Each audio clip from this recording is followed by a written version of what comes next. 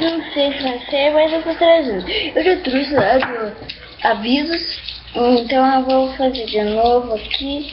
E eu vou te dar um aviso: nunca compre milho verde. Nunca. Você só gasta dinheiro. E ainda que só tem água. Eita, cuzão, peraí que fiz merda.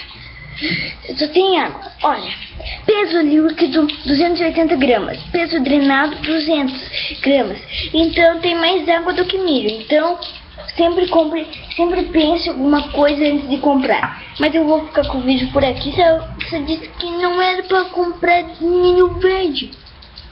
Milho verde, ó, 280, 200 mil.